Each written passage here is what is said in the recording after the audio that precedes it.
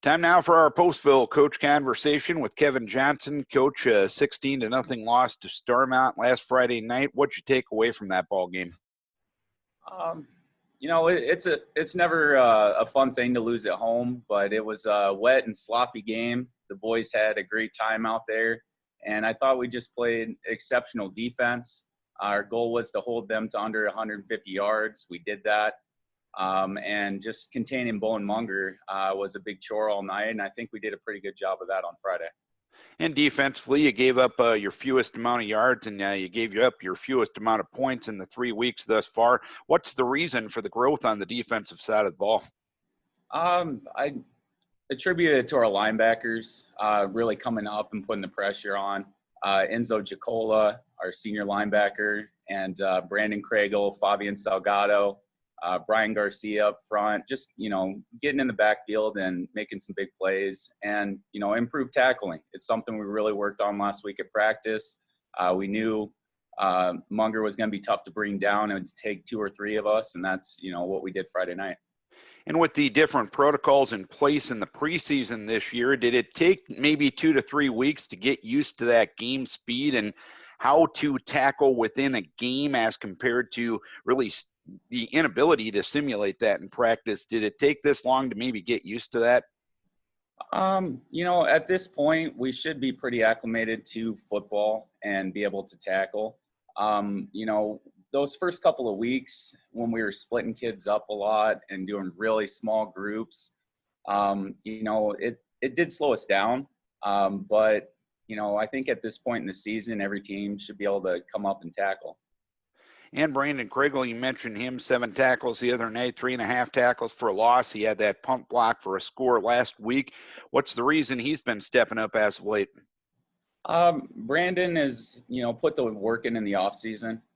He dedicated to the weight room, and, it's starting to show on the football field. We preach to these kids, if you're willing to put the time in and, put on that muscle, it's going to translate onto the field on Friday night. Offensively, you need a little bit more consistency than what you've shown to this point. What's going to be key in turning the offense around from what you've seen through the first 3 weeks? I think it's one word, just belief. Belief in the coaches are calling plays that we think are going to be successful. Belief that the line is going to block, and just believing in the system that we're trying to get through. And then just those fundamentals, picking up those extra blocks. I know the last 2 weeks, teams have been stacking 8, 9, sometimes 10 guys in the box. So we got to be able to check out of our runs and, go to a pass. And as of yet, we haven't been able to do that. Something we're going to work on this week, and hopefully we can get things rolling on offense. And is it one of those things that if the snowball starts rolling in the right direction, it can just keep adding momentum down the hill, but you got to get to that point? Is that a fair way to put it right now? I'd say that's fair. We try to get better every day at practice, every week. I reminded the boys last year when we were just, starting to turn this thing around. We started the season 0-4. We played 2 or 3 top 10 teams, and we were beat up and bruised. Then, we came together as a team and, won 3 in a row. Had a really good month of October, dropped on the North Tama, and then came back and won our last one. So the season's far from over. The kids just need to work on improving every day and give all they have to the team. And this week, you have a tough trip as you go up to Kelmer to take on Southwind. What do you expect out of the Warriors? Well, Coach Orr does a great job on offense and defense.